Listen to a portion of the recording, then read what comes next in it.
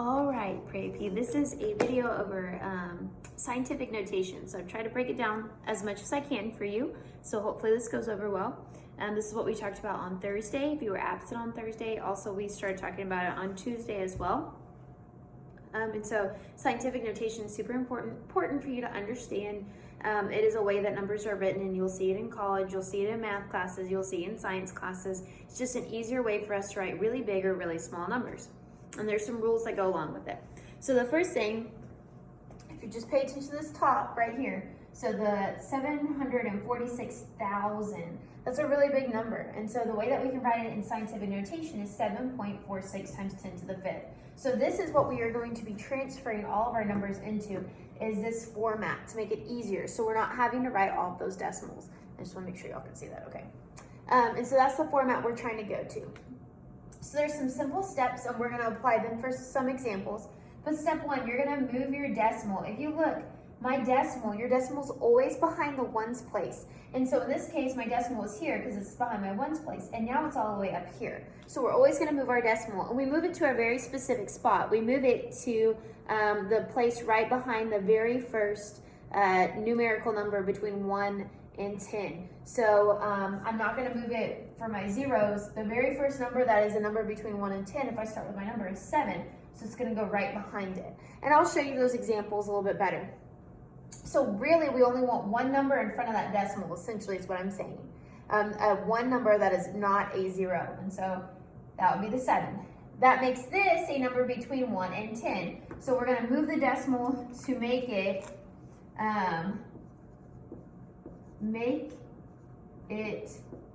between 1 and 10. That's what we want. And 7.46 is a number between 1 and 10.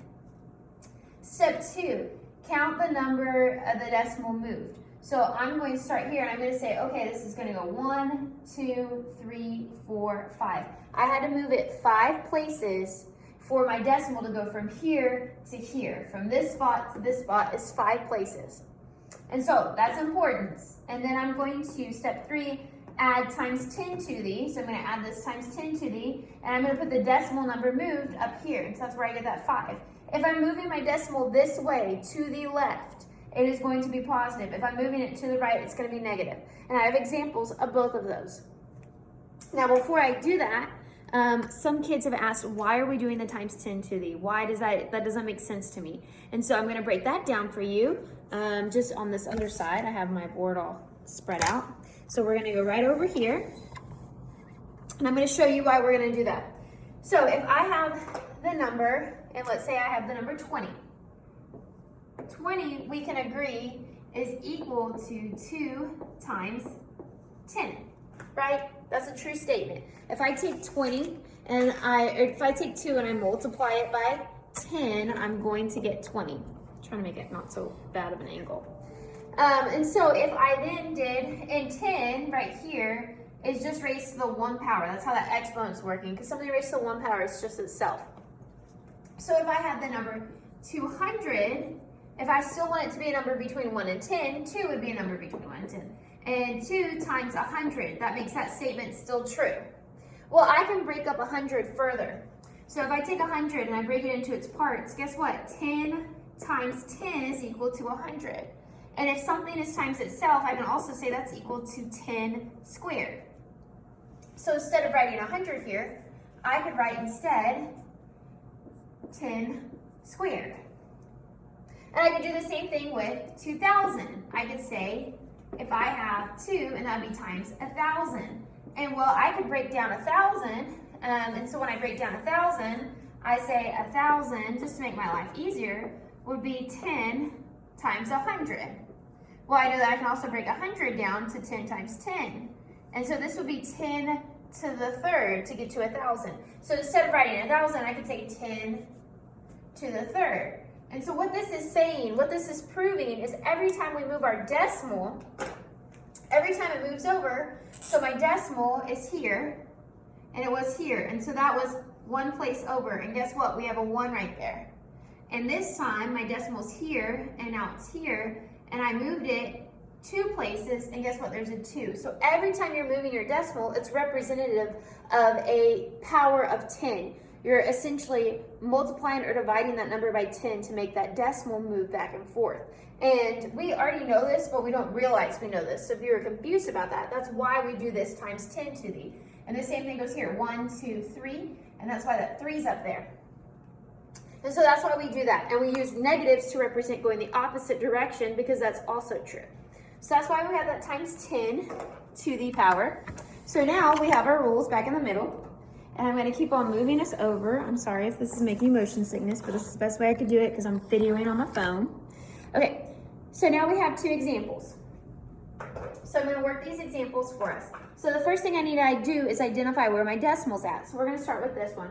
Well, my decimal, even though it's not written, is right here because it always comes after that ones place. And now I need to make this number a number between 1 and 10. So I'm going to find my first non-zero number. So if I start from left to right like we read, I find my first non-zero number, that's 6.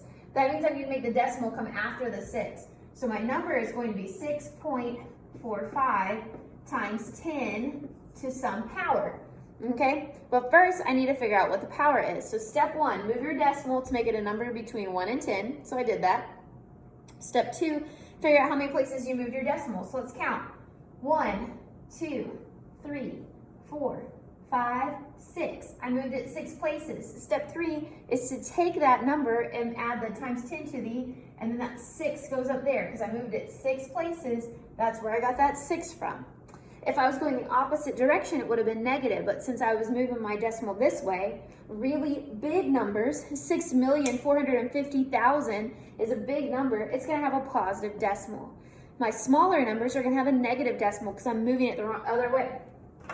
So for this one, I already know where my decimal is, so I'm going to find my first non-zero number. That would be a 2. My decimal is going to come after that 2. And so that means my new number, if my decimal comes after the 2, it's going to be 2.12. Okay, and so then my next step is to figure out how many places I moved that decimal. So I'm going to start here where my decimal's at and move it back 1, 2, 3, 4, because it needs to go behind that 2. So I moved my decimal 4 places.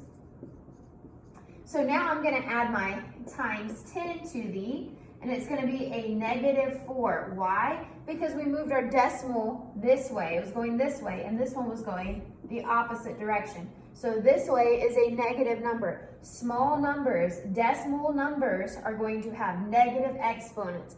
Big numbers are going to have positive exponents. So hopefully that kind of clears up scientific notation for you, even if it's just a little bit, and see if you can do some of those practice problems.